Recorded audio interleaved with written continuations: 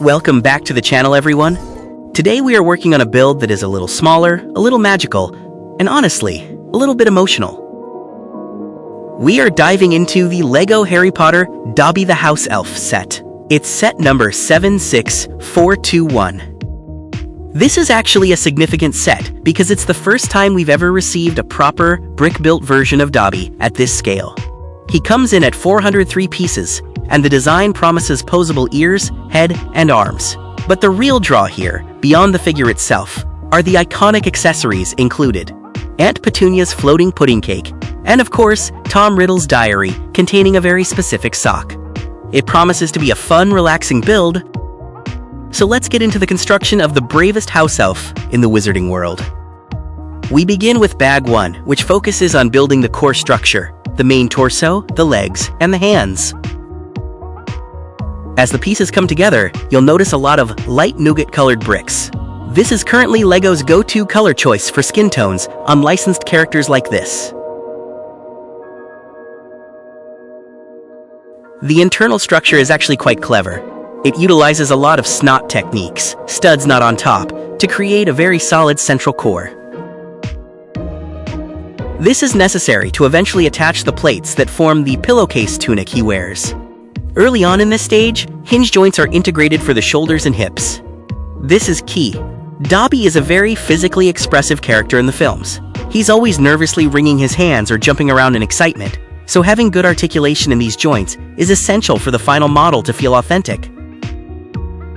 While these thin arms and legs are being assembled, it's interesting to look back at Dobby's history. He first showed up in Harry Potter and the Chamber of Secrets. It's easy to forget just how frustrating he was when we first met him. He was actively stopping Harry's mail, stealing letters, and trying to get him expelled, all as a misguided attempt to save him from the dangers at Hogwarts.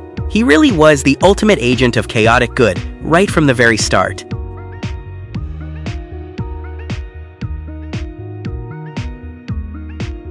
By the end of this first section, the foundation is complete. It looks a little strange right now, essentially a headless torso with very thin limbs balancing on the display base, but the structure is solid. Moving on to Bag 2. This is really where the magic happens and the character comes to life. Character builds at this scale live or die by the head sculpt. If the designers don't get the proportions of the eyes and ears exactly right, it just doesn't look like Dobby. First, however, the large, flat feet are assembled and attached. House elves are known for having disproportionately large feet and long fingers, and LEGO has captured that anatomy really well here.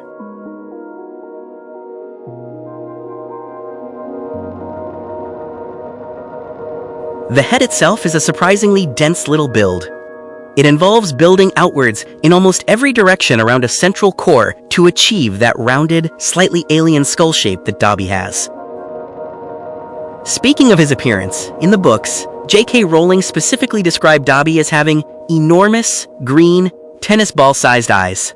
The printed pieces provided here are fantastic. They immediately give him that innocent, wide-eyed, slightly intense stare he's known for. But perhaps the best design feature in this entire set are the ears.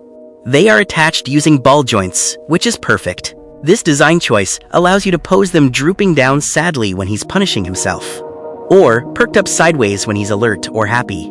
That single mechanism adds an incredible amount of personality to the final model. Once the finished head clicks onto the neck joint, the resemblance is spot on. The designers did a fantastic job, capturing a very difficult facial structure with bricks. We are in the home stretch with Bag 3. Dobby is built, but a house elf needs his tools. First up, we will build the base for Dobby's figure to stand on. It's a pretty simple black and gray structure with a sticker of Dobby's name. It won't take long at all.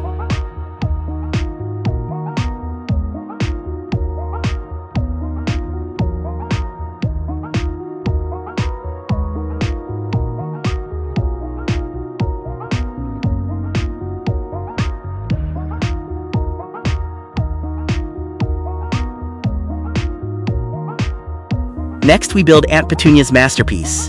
This is the floating pudding cake from Chamber of Secrets.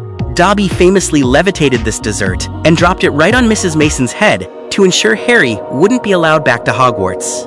It's a neat little sub-build using colorful 1x1 flower studs and dots, making it instantly recognizable to fans of the movie.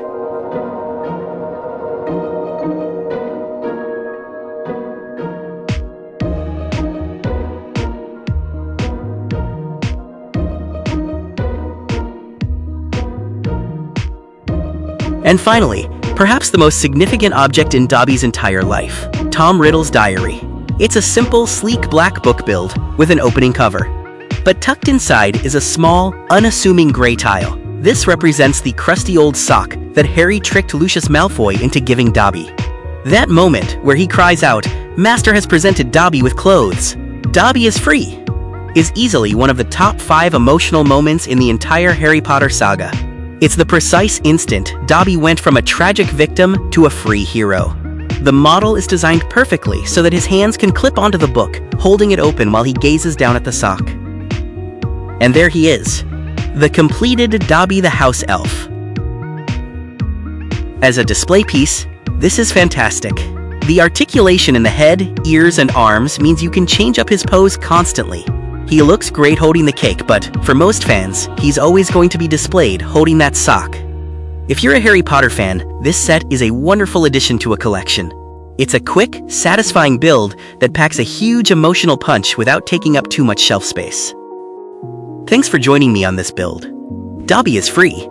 If you enjoyed the video, don't forget to like, comment, and subscribe to the channel for more amazing content. I'll catch you in the next one.